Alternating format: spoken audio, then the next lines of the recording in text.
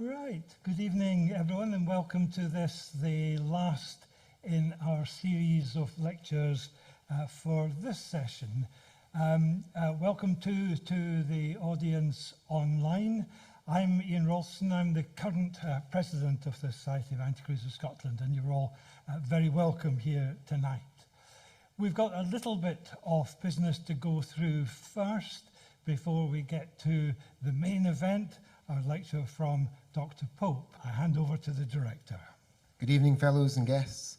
It's my job to read out the minutes of the previous meeting. The minutes of the meeting of the Society of Antiquaries of Scotland, held at 6 p.m. in the Augustine United Church, George IV Bridge, Edinburgh, and on Zoom. On Thursday, 27th April 2023, Ian Ralston, President of the Society, in the chair. The minutes of the previous Society of Antiquaries of Scotland lecture meeting were read and approved. The results of the Spring Fellowship election were announced, and all 71 proposed fellows elected. The Society welcomed the new fellows. The following communications were read. Displaying national antiquities in the mid-19th century, Scotland, England and Ireland, by Dr. Julie Holder, Fellow of the Society, followed by a short question and answer session, and then Old Scotch, the early work of David Bryce, 1803 to 1876, by Dr. Ralph Sinclair Wade, also a Fellow of the Society, followed by a short question and answer session. Any notices, Simon? Thanks, Ian. Yeah, I've only got two. First of all, congratulations to all our 71 newly elected fellows. And a quick note to them that if they have not done so already, please ensure you pay your first subscription and send in your preference sheets so that you receive your certificate in the post. And contact Jade at the Society for any further information you might need.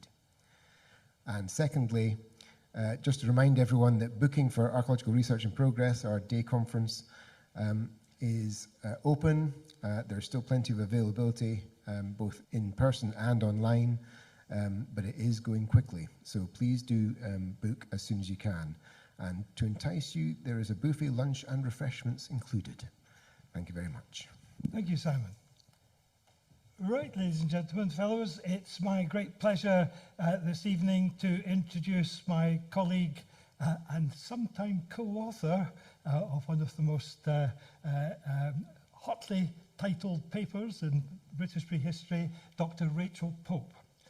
Rachel is now reader in European Prehistory at the University of Liverpool. She is what my continental colleagues would call a specialist in the Âge des Métaux, the Bronze Age and the Iron Age, with a particular skill and a particular interest in roundhouses, on which she did her PhD, and on Hillfort architecture.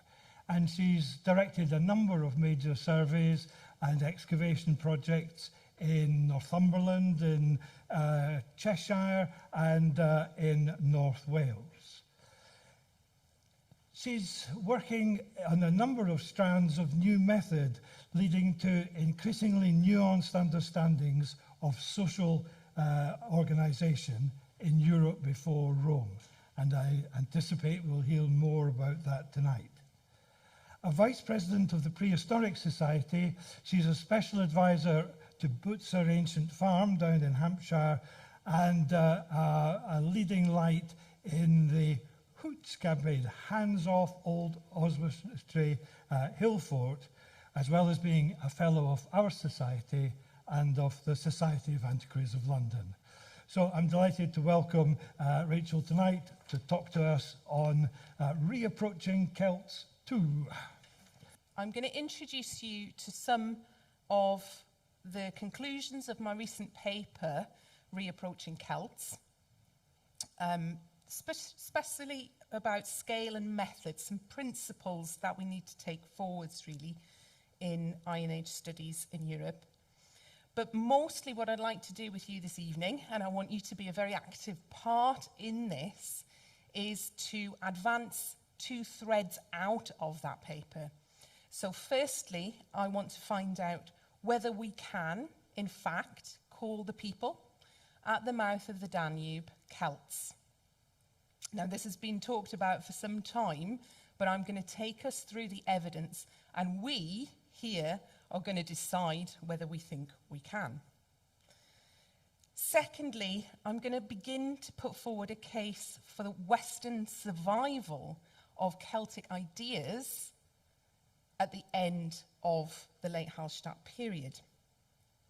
So what's happening in Britain? That's where we're going to end, okay? So you're going to have to stay with me. Okay, so scale and method. One of the things I tried to do with reapproaching Celts was to reintegrate the classical texts with the archaeological record.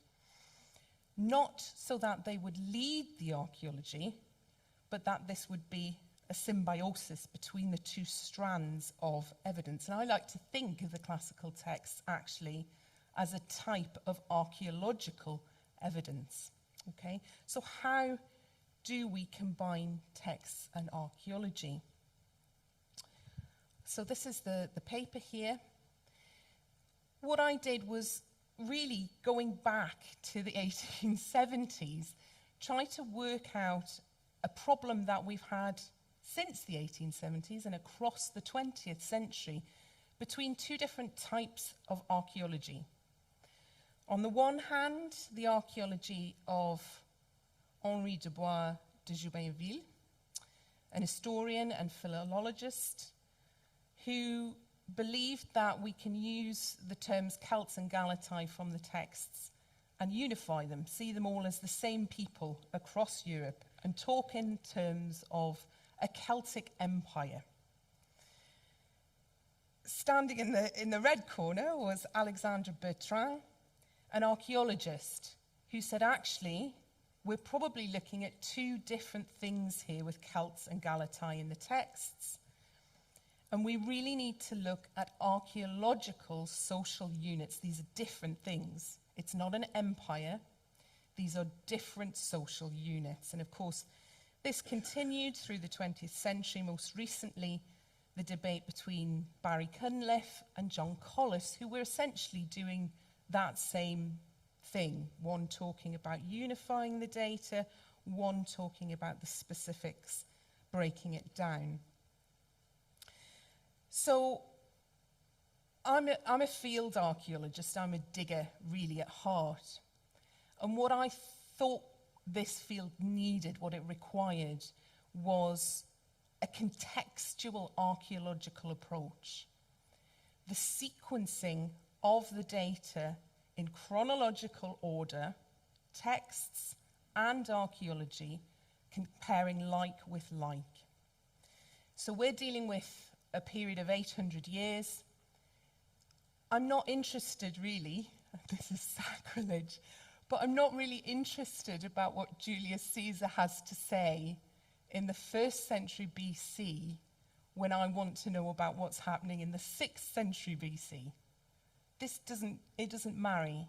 And we've spent a lot of time in Iron Age studies, I think, listening to what Caesar has to say and then back projecting that several centuries into the past. I thought the time is right to actually look at the archaeological data, nicely dated, against the contemporary textual evidence. So that was the thinking behind that. An important point for everybody to absorb before we go much further is the statement of John Collis, essentially, that cultures do not exist. We've got very used to the idea of archaeological cultures in the 20th century, and this sort of map here is commonplace, top left. But we're talking about 7 or 8 centuries here. This is not sensible. This is an artifact of back projection. It's not about the people of that time. So here, Ray Carl's messy reality of archaeological distributions, we're not finding that sword types map onto settlement archaeology, which maps onto linguistics, which maps onto DNA. It doesn't work. We've tried it.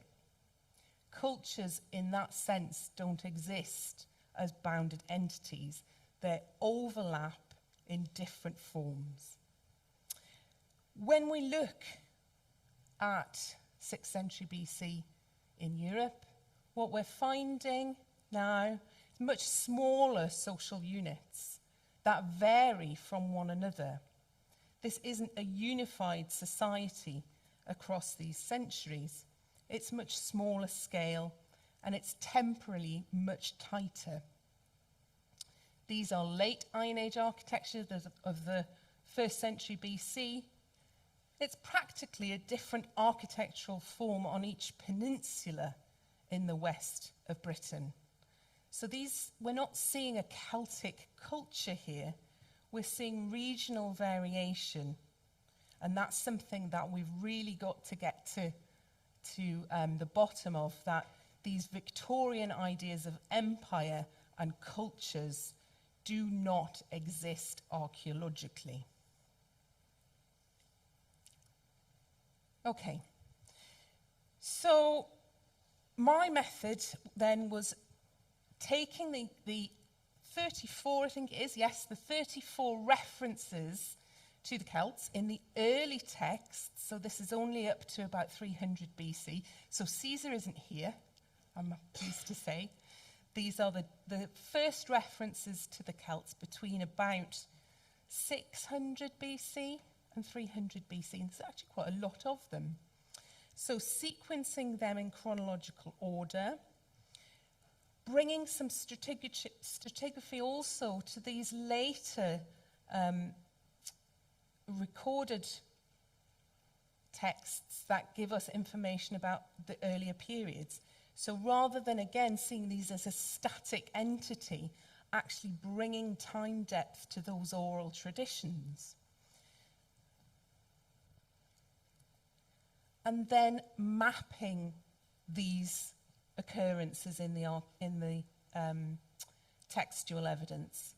And what we find is that Celts are not all the way across Europe, across the Iron Age. The references refer to them in quite specific locations in Europe. We know that they're in central Gaul, in central France, but we also encounter them at specific points along coastlines.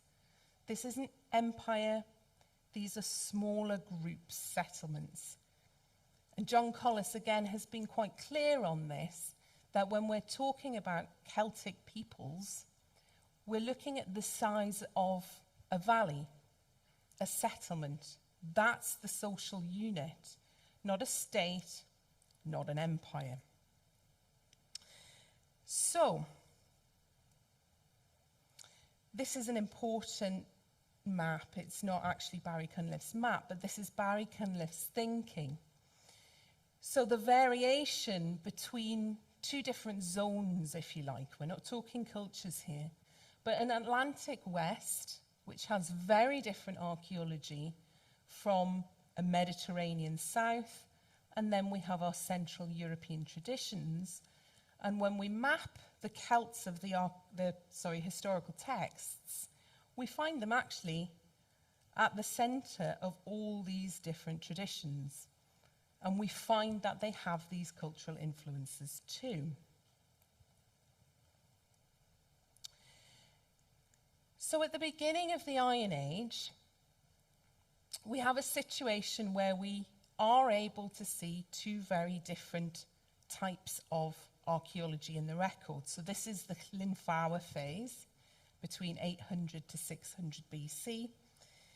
And what we see is a sort of a characterization here between the sites in the west, that Atlantic tradition of Barry Cunliffe, which are masculine.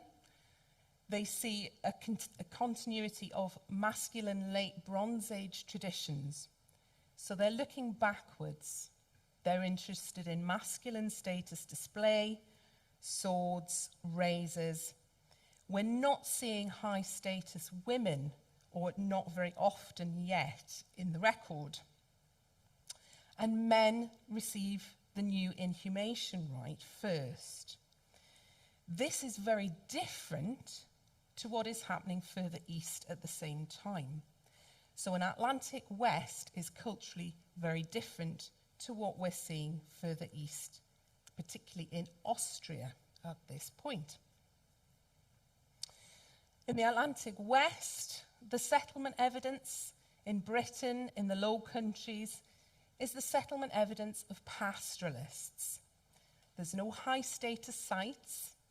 It's architecturally all about housing animals, really. And our first hill forts linked to late Bronze Age linear earthworks. So these are pastoralist communities at the start of the Iron Age in the Atlantic West. In the East, we have an incredibly different situation.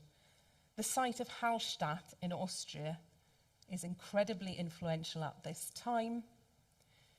We're seeing contact between Mediterranean cultures up to Austria, contact with the Baltic, further east, especially to Slovenia. And the makeup of this society in the East is incredibly different. This is a culture of gender parity, gendered burial clusters. In this area, it is the women who receive the new inhumation rite first, in contrast to what's happening in Western Europe. And it's very much looking south and looking east. So we've got this east versus west situation at the very start of the Iron Age. So that's the background, really, to where we're going to depart now. So we're going to start at about 600 BC, when it all starts to really pick up pace. So between Austria in the east, your east, and the Atlantic West sit Germany and France. And we're going to look at what happens in these two countries now, because that's what we need to do in order to work out whether the Celts of the texts, that label that Greece applies to the people in France at that time, might also extend to the communities at the mouth of the Danube. Okay, so looking at the 6th century BC in the texts, we find references obviously to central Gaul, so the foundation of Massalia, but we also find references to Celts in Germany at the mouth of the Danube. So Livy here makes mention in an oral tradition.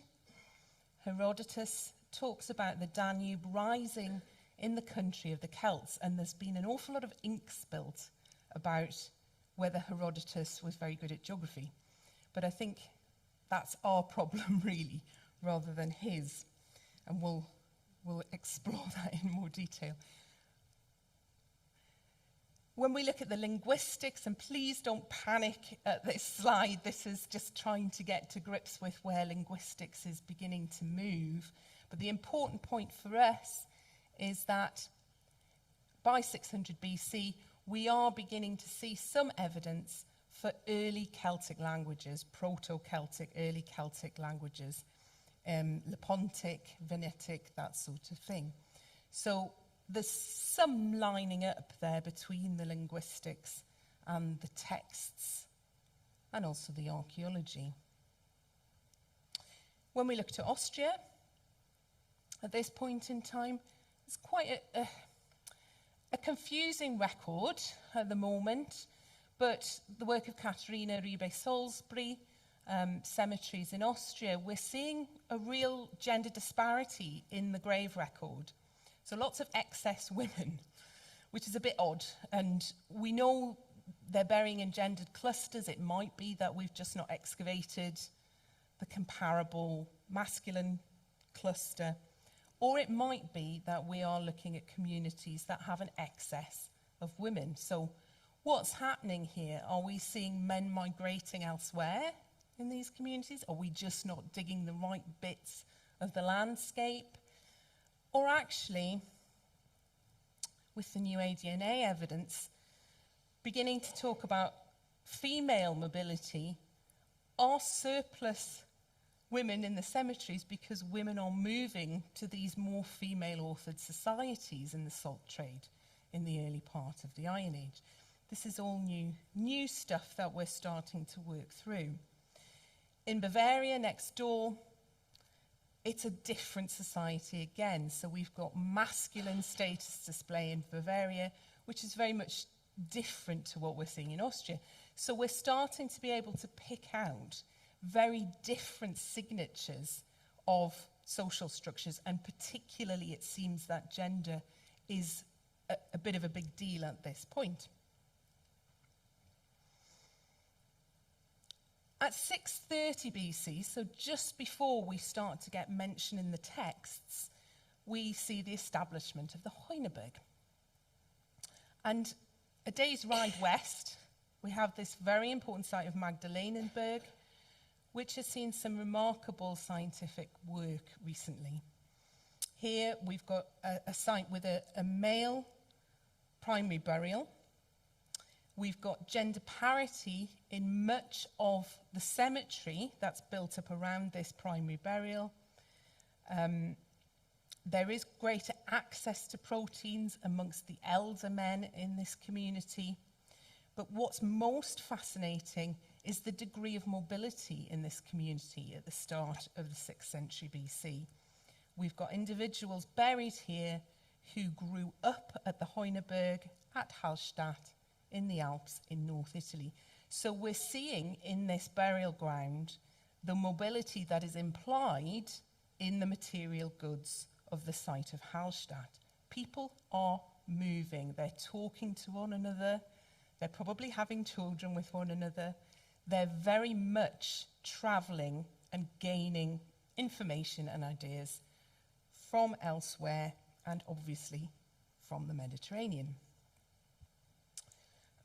So, 600 BC, we have the Fürstensitze. So these high status sites, and when we plot these, and this is where the chronology becomes very important, when we plot them, we find them in what I call the watershed area between the mouth of the Danube, the Rhine, and the Seine. So that important bit of land between the mouths of those three very important European river systems. When we plot the gender of these high status burials, we see a shift from a predominantly masculine Hallstatt See, so that's our earliest Iron Age. After 600 BC, we're beginning to see evidence for gender parity, more so in Germany than in France. So in France, the high status women are in greater number than the men. In Germany, there tends to be greater parity between the sexes in this early part of the Iron Age. So, an important site that you've probably heard about a bit before is the Heuneberg, established 30 years previously at 600 BC. It's rebuilt in Mediterranean style. But what's becoming quite clear from German colleagues is that the burials associated with this site at this point in time seem to be high status women.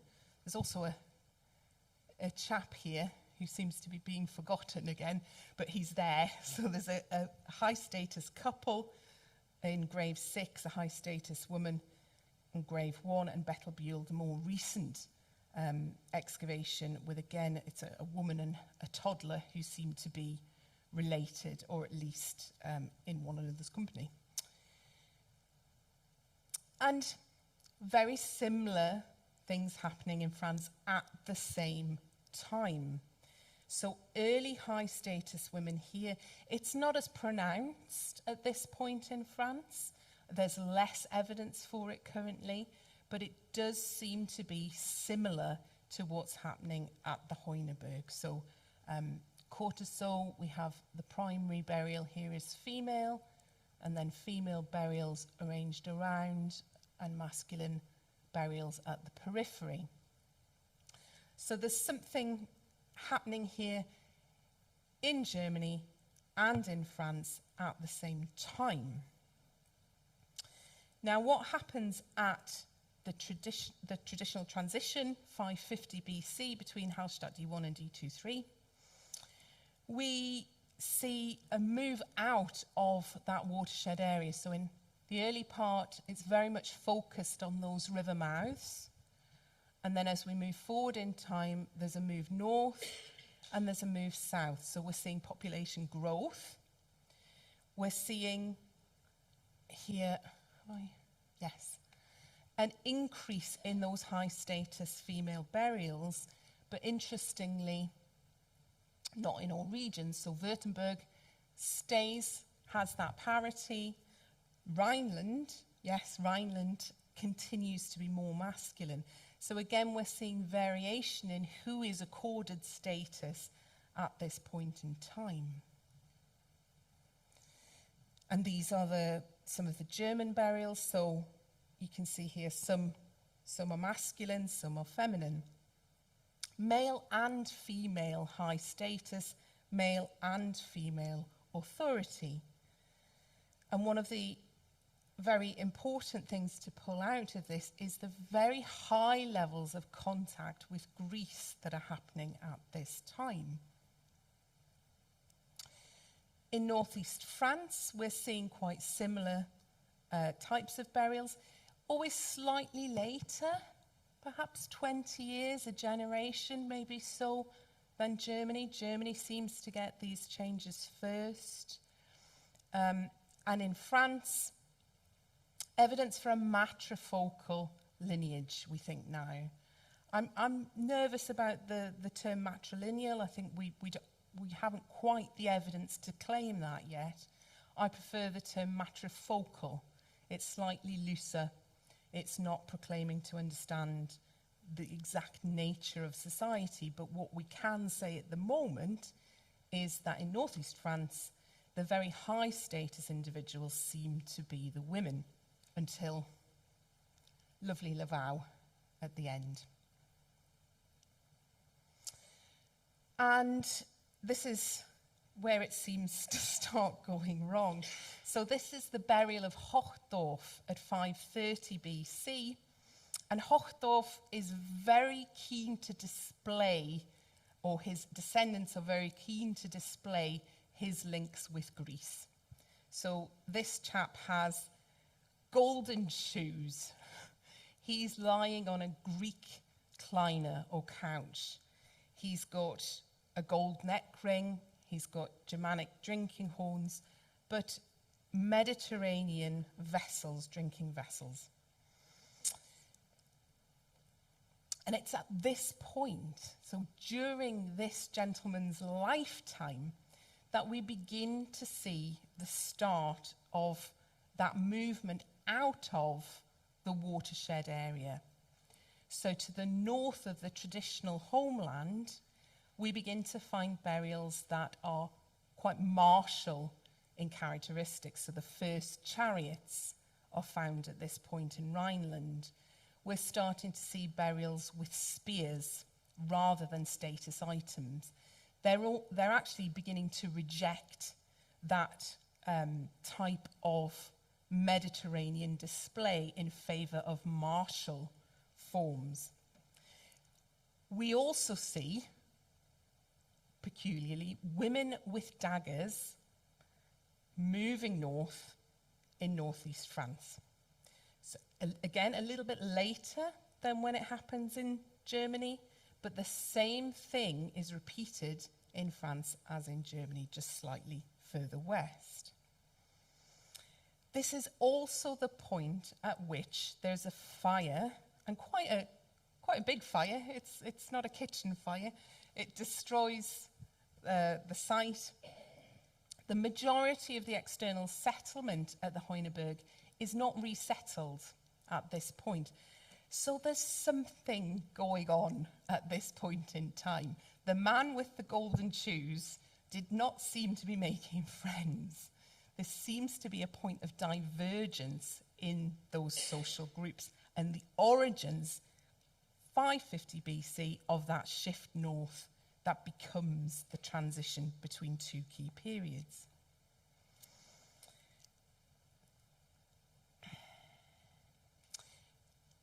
And then we turn to this burial. So this is 500 BC. So this is a generation after Hochdorf. In France, very well known, excavated in 1953. Very high status, 480 grams of gold around her neck. But what's interesting about this burial is not the wealth, actually. It's the way that Mediterranean material goods are deployed. So she has the largest Greek crater in the burial. It holds an enormous amount of wine. But what's interesting about this piece of material culture is that the usual parade of warriors has been removed from the sieve. In its place sits this lady who is Italian in origin. So a Greek piece of material culture has had the masculine imagery removed and placed a little central lady on top. The crater itself has this extraordinary Gorgon imagery. Now, that's not unusual in itself, but usually the Gorgon is actually quite polite in these Greek craters. This one isn't very polite. She's also got, I think, snakes for legs, which is unusual, and this is actually referring not to the Gorgons or to Medusa, but actually referring to Gaia in Greek mythology. One of the drinking cups has two pairs of Amazons fighting hoplites.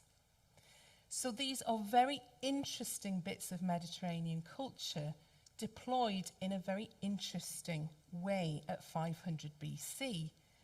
And I think we can see these as political gestures. So whatever was inherited from that point when Hochdorf is with his golden shoes displaying his contacts with Greece and his allyship with Greece, Vix is by 30 years later, is doing something very different. She's restating an allegiance to Italy, I think. And I don't think that this very high status burial with its very political material goods is accidental. The location of Vix is very important on the Seine. Contacts down to Massalia, down to Greece and the Mediterranean, but also north to the North French coastline, to Brittany, to Cornwall, to the location of the Tin. So potentially we're dealing with a very important site here over in northeast France. Okay, so the point of that was to give you some familiarity with the archaeological evidence, what we're looking at in Germany, what we're looking at in France next door. And can we say that these are related? Are these groups the same people? Are they linked? And I think, there are an awful lot of links. We've got the same themes occurring in these high status burials, the vehicles, the Mediterranean contact, the love of drinking, they both love drinking. The gender concerns, even though those vary between different groups. Barrow size, potentially. Some of the artifacts, there's parallels in some of the chariot. I think Pigott talks about that. That drama at 550 BC, the spears in North Germany, the daggers in northern France. France always slightly later, but the same metaphors, the same ideas, the same thinking is obvious between these different groups of people. The geography,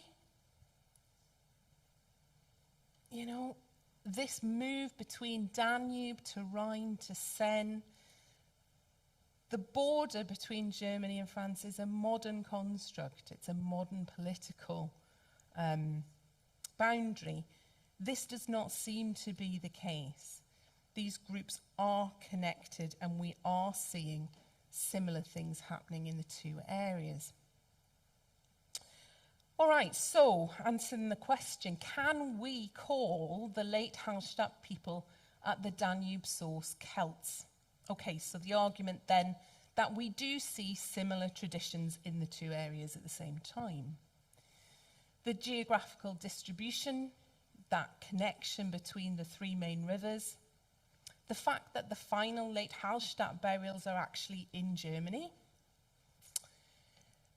So they're similar, but they're also distinct. The fact that France is always slightly delayed. There's a slight time lapse between what's happening in Germany and what's happening further west. The different social systems, the difference between Bavaria, the difference between Austria, the difference between northeast France, which is very different. Different costume, different weaponry. The fact that Vix is making certain political statements about the Mediterranean, whereas arguably the Heuneberg and Hochdorf too are displaying those contacts quite happily.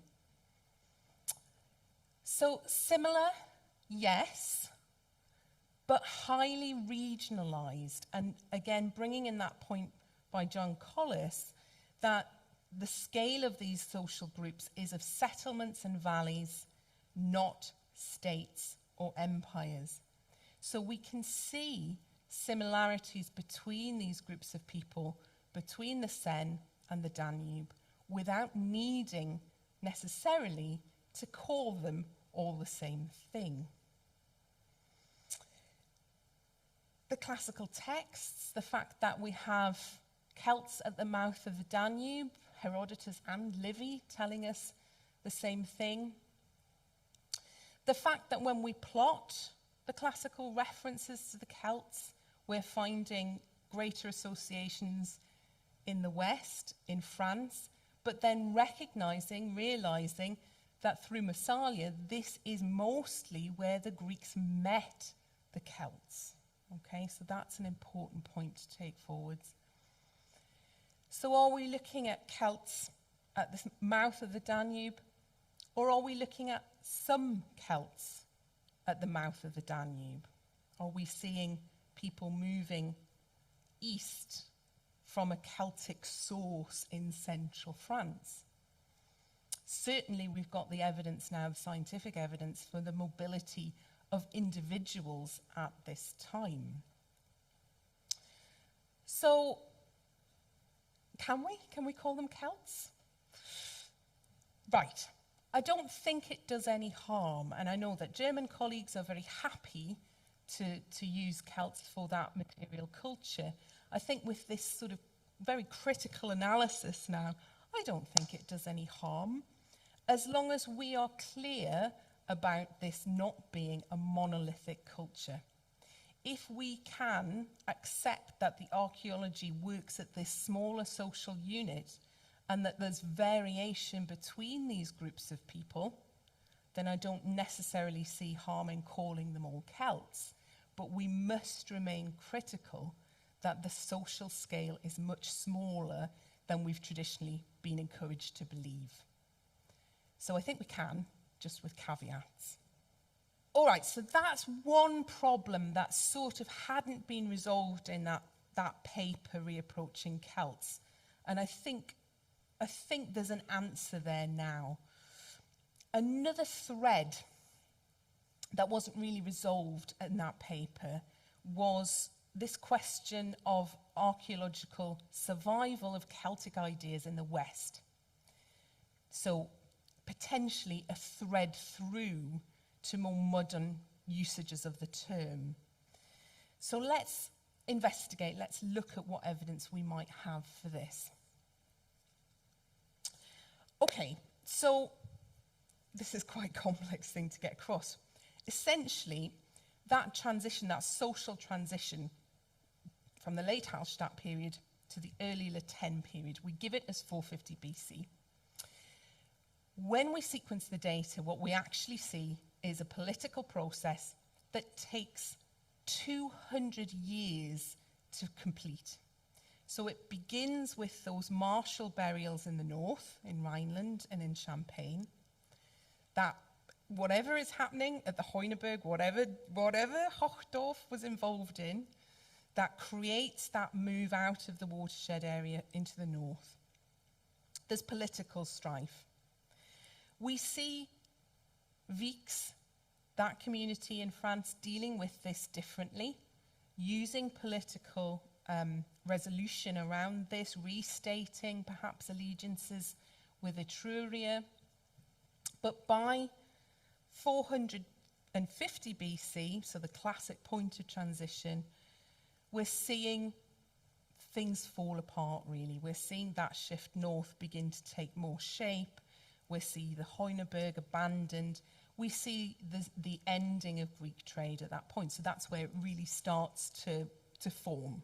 So it begins 100 years before, but it's final by 450 BC. However, we do still see the continuation of some of those ideas in burials for the next 2 or 3 generations. And I don't think we should be surprised by that. You know, some communities hold on to traditions longer than others. And I think in archaeology, we've got quite used to the idea of events. We've got quite used to that historical idea that there's an event in time. But that isn't what the archaeology shows. It shows long transition. It shows early origins. It shows peak and fruition. And then it shows continuity and usually actually ritual end. So it's a slow process. And there is a point at which we, as archaeologists, draw a line and say, all right, this is one social tradition and this is the next. But actually it is slightly more complicated than that. And it's by 350 BC that we see really the final sort of echoes of those traditions with Waldalgersheim, Rheinheim, Glauberg, those sorts of things in Germany. And by 400 BC, we're really beginning to see devolved communities by this point. So these distribution plots show us how settlements coalesce, how political ideas create agglomeration, and how they eventually dissolve. So, right, 400 BC, the new northern communities, the cemeteries by 400 BC, so Rhineland, Champagne, the places where we started to see people move out of those more traditional communities, they become abandoned by about 400 BC, and it's all a bit about at this point. In the texts, we hear at 387 the migrations to North Italy and quite a lot of drama with the Romans, sacking of Rome, creating intense psychological problems, I would argue, for the Romans. And we've also, in the Celtic art, we see movement east into Moravia, Bohemia, but which are then also, well, in South Bohemia, also quite quickly abandoned. So we're seeing new communities established, but not quite take off, not quite get established in the same way. But we don't really hear about the West. So we see that shift north. We know from the texts and from the Celtic art evidence, we see what happens in the East. We hear in the texts about the move south to North Italy, but we don't really understand the West. And this is potentially a bit of a red herring, but we do begin to see at this time these displays of women in southeast Spain at the edge of the Mediterranean with amphora necklaces, which I love. I love the fact that they're wearing the symbol of wine drinking around their neck, and these enormous headdresses with the 2 wheels. The chariot, I think. I'm not sure. Not sure that's linked, but it's quite interesting to see that happening. We know that whilst the Heuneberg is abandoned, Mont-le-Soir continues into the early Le Ten period. So that strategy of Vics, that political manoeuvring perhaps, sees Mont-le-Soir continue as a settlement as the Heuneberg is abandoned.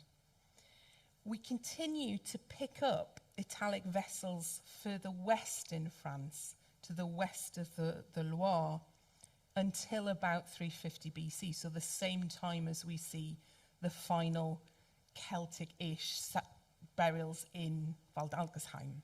Similar time.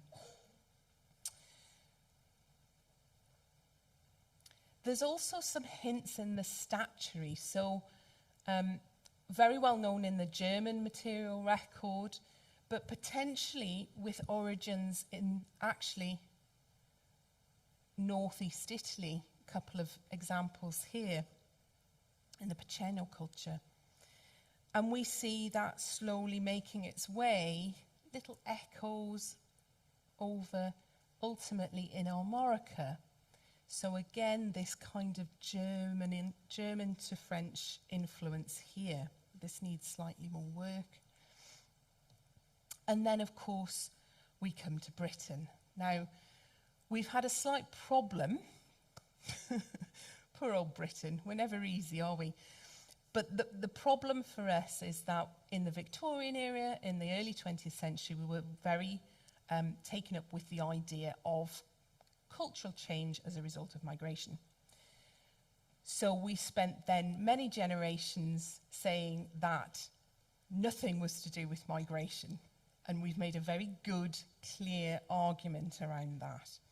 And this, largely, you've got to get this wonderful book by Mel Giles, where the argument for acculturation is made. So we see very similar material culture in North France as we do in Britain.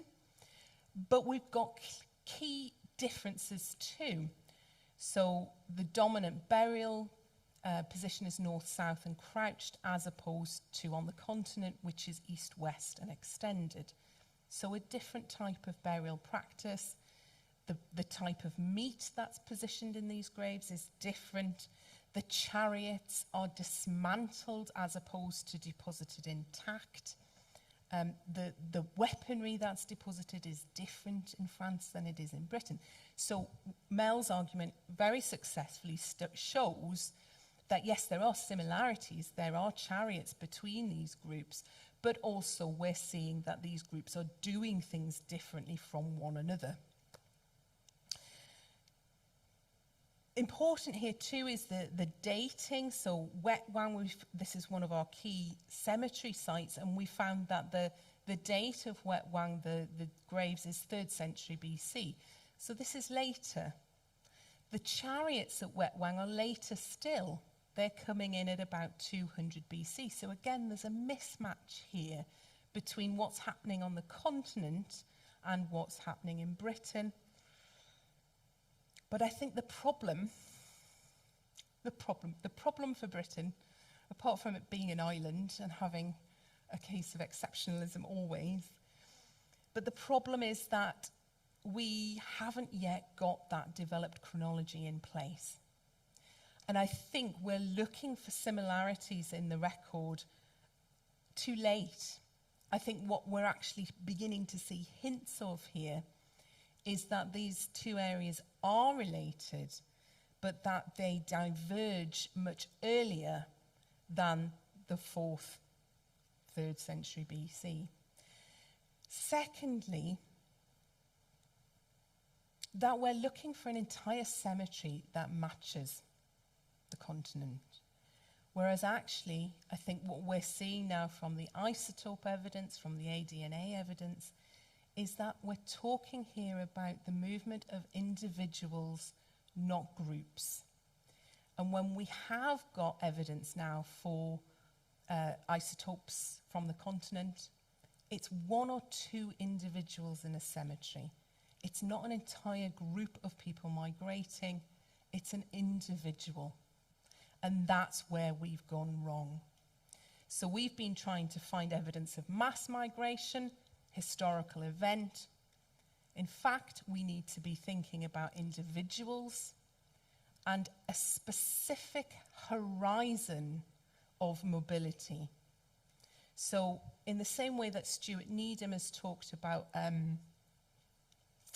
the Beaker package, and there's problems with using that term, but that it's actually quite a thin horizon. It's potentially when we get these chronologies as tight as we need them, it might be a generation. It might be 2 generations. It's not across hundreds of years. So, smaller scale, tighter chronology. And we're only just really at the start of doing that. Unfortunately, before we've got to the point where we've got a good sequence for the British data, we've got ADNA data coming at us from all directions now. But what's really interesting about the new French and British ADNA data is that in this period of the Iron Age, we are not seeing signatures of mass movement of people. We're seeing, again, quite now who was it who said it? Yeah, so the French scientists have said individual mobility. So again, it's all been a problem in how we have approached the evidence, thinking of it as historical events, thinking of mass migration, thinking of empires, instead of actually what I think we're beginning to see, which is small groups and the individual mobility of people into culture. And the movement of ideas. The movement of ideas, not necessarily people. All right, so, well timed. Is there a case for the Western survival of Celtic ideas into Latin Britain? I think there is. I really do think there is. But we have to, again, be very careful about this. Before we can adapt this, before we can actually accept it, we need those tighter chronologies. And the work of Colin Hazelgrove on the C14, and particularly also Sophia Adams on the brooch chronology, that will be, I think, quite important. And we need that developed appreciation of the difference between migration as large-scale event and mobility. People travelling, people moving, people going to stay with cousins across the channel for the summer and then going home. Bringing new things across, going home. Maybe being buried there, maybe having a child there and going home. That sort of thing. This is Maud Cunnington, who said this in 1923, exactly 100 years ago. She said, actually 32, she said against those Victorian ideas really of Christopher Hawkes, that we should be looking for small scale, back and forth, small incursions, not mass migration, not invasion narratives. And she was right, I think. And I think the science is beginning to show it. Thank you very much. Right, well, thank you, Rachel, very much for that very interesting presentation. Are there any questions? At the outset, you sought to create a degree of parallelism between what you were digging out of the ground and the textual records. As a digger, you focused obviously on what comes out of the ground. Is there a similar record in the written record that sustains what you're seeing out of the ground? Now, I'm just going to give a tiny little example of how words can mislead.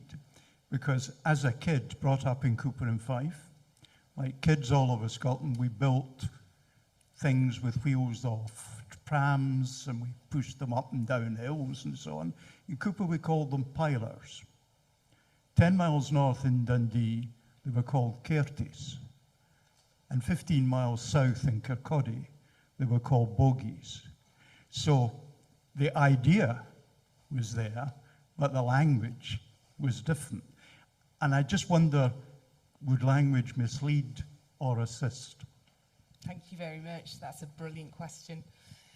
I think in the 1960s, the teaching of an archaeologist out of Cambridge called David Clark taught us that it was actually quite dangerous, and I think John Collis in particular has accepted that for this period, this field, it's quite dangerous for us to link linguistics, to link language, to link archaeology, to link ADNA now, that these things really, a responsible way to study this is to study in isolation with an informed understanding of the different fields, but not to allow those questions of identity, which are actually an applied modern construct, to lead our understanding of the archaeology. So yes, I think that's a brilliant example that we could have a shared material culture, but it is different culturally in different places. Yeah, absolutely brilliant, thank you. Thanks, Rachel. That was a very stimulating lecture. And yes, I will be with you in saying that, yes, I think we can probably, from my perspective, call the people in the area roughly defined as sources of the Danube Celts, as long as we don't see it as monolithic. Yeah. I don't know if they will have used this term as an imic term. I have doubts about that, but anyway, I think as scholars we can do that, so I'm with you in that. But what will you argue to those people saying that Herodotus was just completely wrong and he was meaning the Pyrenees instead of Pyrene as the place? Because this is an argument that comes again and again, and there's obviously immense literature from ancient historians and so about that. I mean, I think he might not have been very precise in his geographical knowledge, but I don't think he was as wrong as confusing Central Europe with the Pyrenees. But anyway, what will be your response to this kind of argument, which comes back and back? And my second question is in terms of the general methodology, and I like your contextual approach to try to look at horizons of archaeological culture and the text sources that are from around that time and not something from 4 or 5 centuries later. But obviously, and I like that approach, but obviously one of the issues is how do we deal with written sources that refer, for example, Livy, obviously, he writes in the 1st century referring to something around 600. Polybius writes actually earlier than Livy and refers to the main migration happening later. So how do we deal with that as scholars? Because it's obviously not as nicely defined as we would like in terms of correlation, and also who is basing the information from another source that might be earlier or later and so on. Yes, we need to start talking to ancient historians. We need to start working with ancient historians. We need to start listening to them. I'll take the first part. Yeah, I mean, I've read all of these critiques, and I think it actually tells us more about late 20th century postmodernism than it tells us about the geography of Herodotus. I think it's extraordinarily arrogant to talk about Herodotus in these terms, really. Yes, absolutely, he may not have the specifics entirely right. And in fact, he prefaces his account with, I do not know the Western geography so well. And, but that's not a problem. And it doesn't allow us as scholars, I think, to entirely reject his understandings. And, I'm absolutely with Dirk Krause. I think we're quite happy to use Pyrene for, I don't see how it can work any other way. And I certainly don't think he's talking about Spain. So, yeah, we're in agreement there. And we're in agreement with German scholarship, I think. I think that's fine now.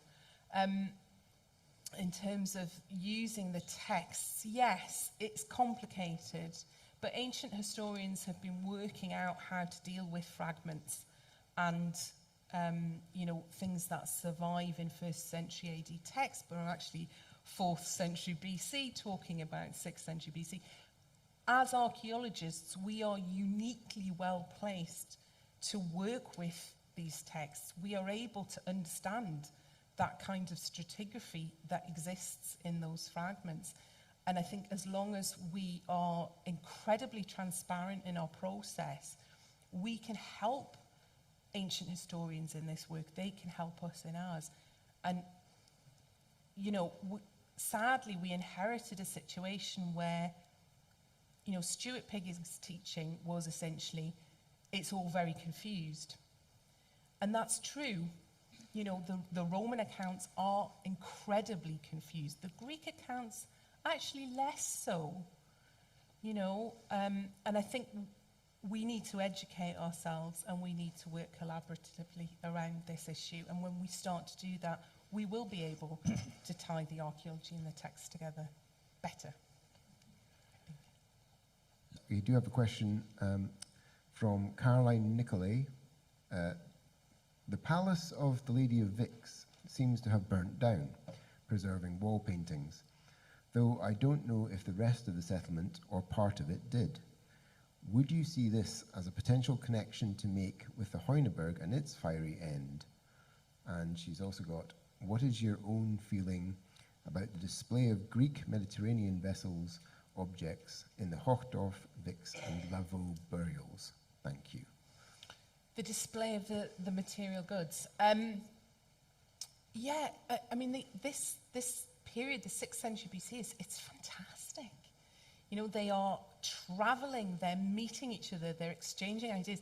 They love Greek mythology. You know, there's little bits of gorgons all over the place. You know, there's a mirror handle from Syria in a burial in Germany.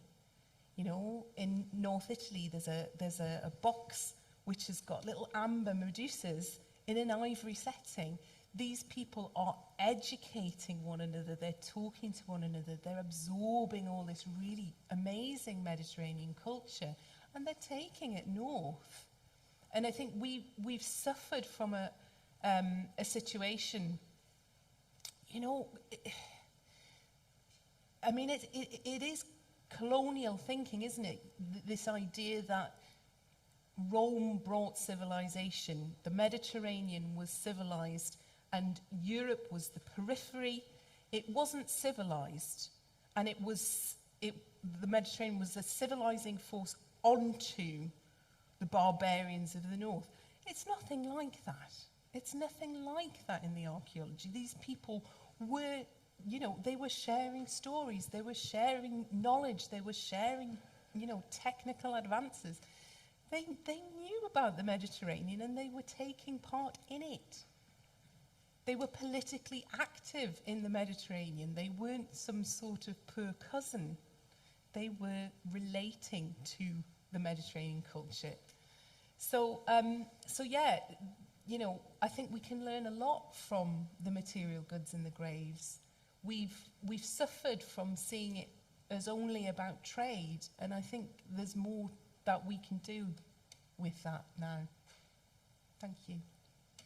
I wonder if I can ask Rachel how you reconcile this idea of long-distance contacts of active players politically in the Italian world and so on, with the idea that societies in the north, particularly let's say around 500 BC, are small and not very complex, restricted to a single river valley, because the two seem a slightly difficult fit. Is this late Hallstatt, or does this run into Latin?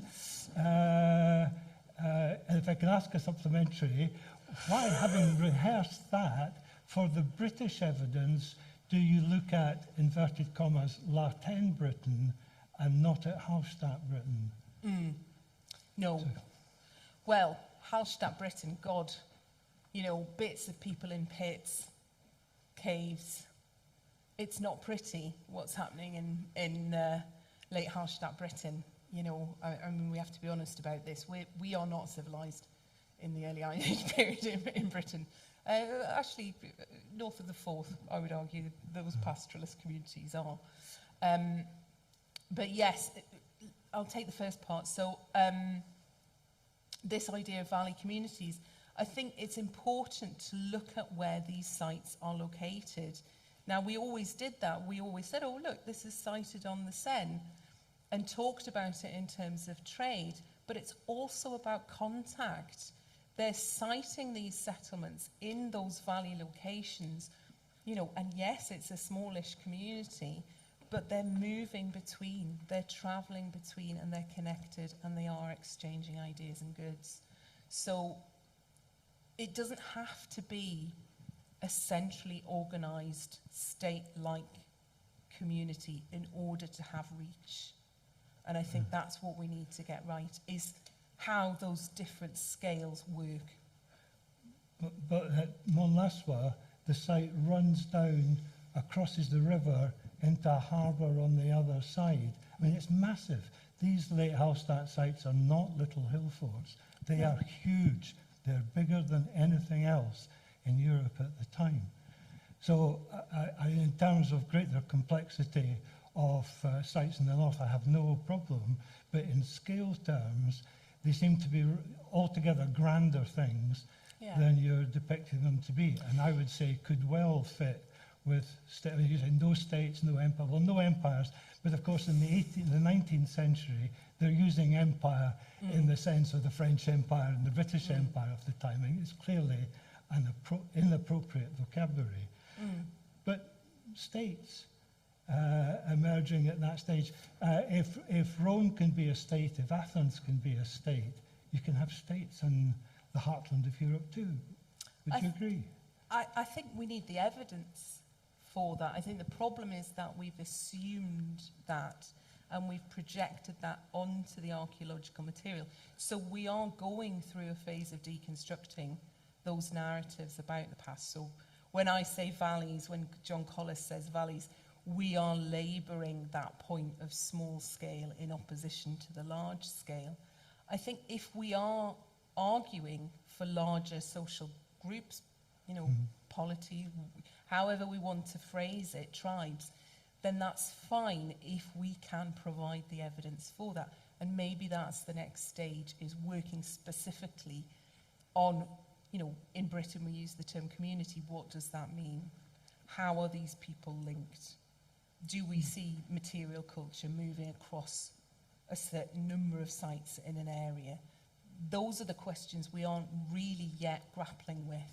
And I think this is, the next step is creating an understanding of social organisation from the archaeology, not from, you know, Salin Stone Age economics. That's the distinction. And I think archaeology has the confidence now in its own method to be able to do those things now. Okay, thank you for that.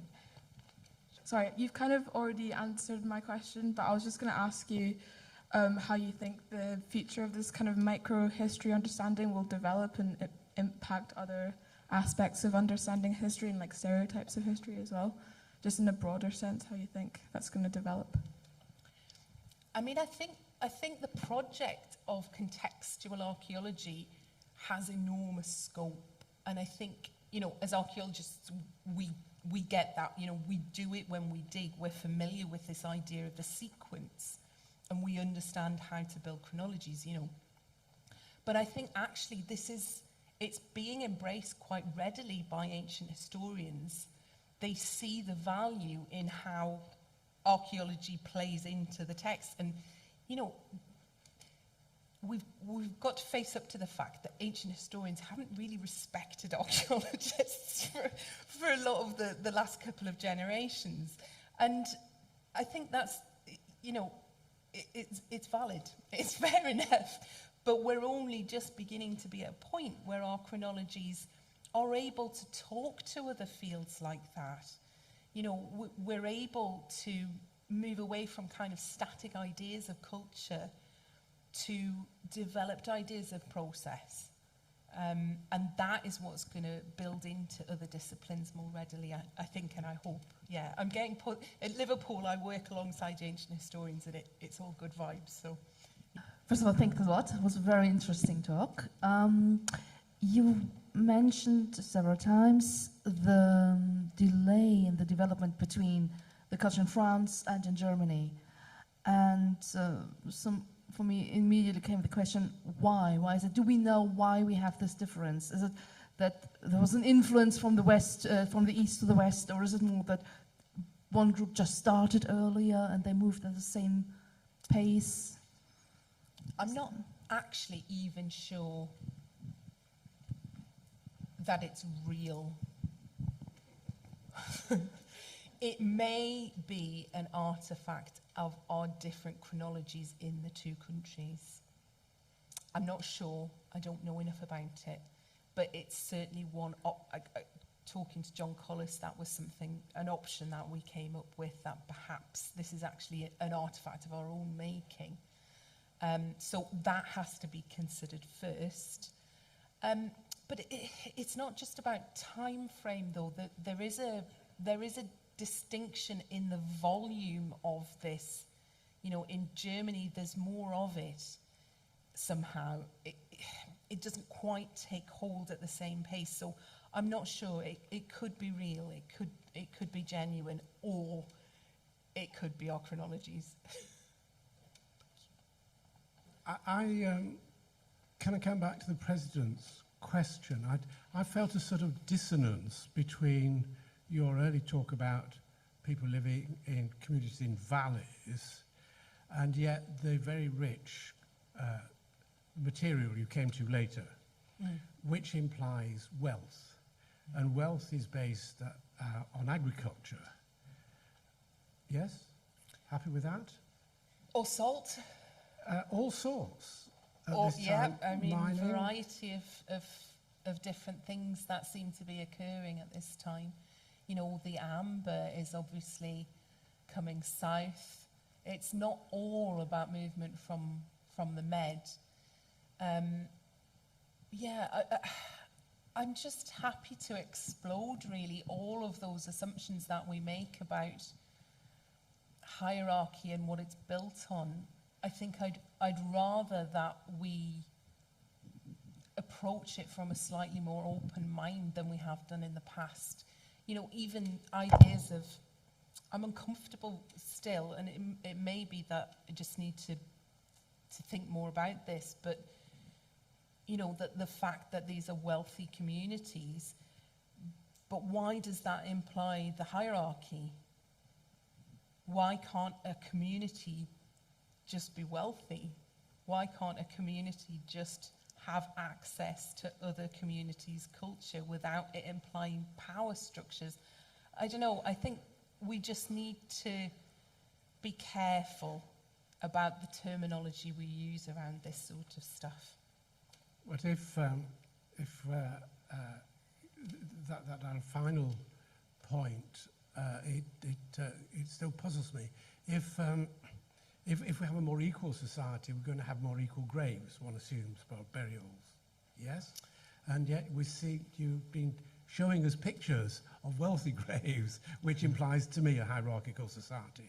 Well, if they're all contemporary, I mean, we really struggle from this in the British material, that we're dealing with 400, 300 years of people. You know, how many generations is that? 16 generations. Until we have that refined chronology, where we might be comparing things of different eras. So yeah, it's not a good answer, but Thank you anyway. Let's ask it again in 20 years when we've got a better chronology. Can I ask one more question? Yes, please do. In terms of this interaction that you want to see at the subcontinental scale with complex units in the south, the Etruscans, you were talking about allegiance to the Etruscans and contacts with Greece and so on. So on the one hand, you've got those, and on the north of the Alps, you've got rather smaller scale communities, I don't know, heterarchical, not perhaps as hierarchically arranged. Actually, I think they were. But let's leave that to one side. How far north did anybody who would have been carrying a Greek passport or an Etruscan passport come? They just seem... Are they at Mont Lassois? Are there Greeks at Mont Lassois? Or are they in the Mediterranean writing down what people tell them? Because that's fundamental to how you interpret the classical sources. So are these people actually going into Europe? Well, it has crossed my mind. Are some of these high-status burials displaying Greek items, are they Greek? Well, I don't think they have to be Greeks, No, but I think there might be other evidence that there are Greek people there. Yeah, and we've got the ability now to find out. We've got the isotope work, we've got ADNA, we Right. can actually answer these questions now. If they conveniently die. So, but in general, I mean, what I'm interested in is your vision of what this great, more subcontinental scale contact is. Is it just the people from the north getting Ryanair down to Italy, or are there people coming in the opposite direction? Yeah. Because that fundamentally, especially when you get onto the classical sources, that fundamentally changes how you interpret them. I mean, Yeah. how far north, where would you accept that there are certainly Greeks or Etruscans living? I mean, the Heuneberg, that architecture is a big tell. So there are Greeks at the Heuneberg, yeah? It's a For big- one generation, because there's only one it's generation a of big that question. architecture. Yeah, I mean, I don't see why not. I think, No. you know, when we look at the cemetery of Hallstatt, you know, the isotope work that's being done, we are finding people who are moving long distances. We've got the objects, you know, we've got hundreds of years of these objects. There must be people going both ways, Yeah, you know. yes. It's this. There's a lot of contact. There's a lot of, you know, the iconography. Some of the things that we see on the jewelry, on the metalwork, it's Greek-inspired mythology stuff. There's an awful lot of Greek ideas coming through, and then the shutdown at 450. You know, yeah, I think so. Okay, thank you. May I hand over to Simon to propose a vote of thanks? Thank you very much, Ian. I won't take your time. I know that there's wine at the back of the room. So I was just going to say, first of all, I think that the length of discussion we've had this evening is itself an indication of just how stimulating this talk has been. And Rachel has wonderfully taken us from the sort of 7th century BC for over 400 years from Central Europe, touching on the Iberian Peninsula, even getting to Scotland at various times. And I was love to see the mention of, well, Broch snuck in there for like a nanosecond right at the very beginning. But we could talk about that later, I'm sure. So basically all I wanted to say was, obviously this has been a very stimulating talk, and I think that the issue of Celts will be one that carries on both into our drinking session afterwards, but into many years of academic ink in due course. I would like also just to point out that Rachel has very kindly written for us on our Digit website a very short blog about Celts, which tries to bring all of these various strands together in something like 300 words, which is really, really very difficult to do. But it is a fantastic go-to for trying to disentangle some of the issues that we've labored ourselves with by using Celtic to describe almost everything from last week to 700 years ago. So what I'd like to say is thank you very much, Rachel. Thank you for coming up and giving us the talk. And I'd like you all to thank her in the usual way.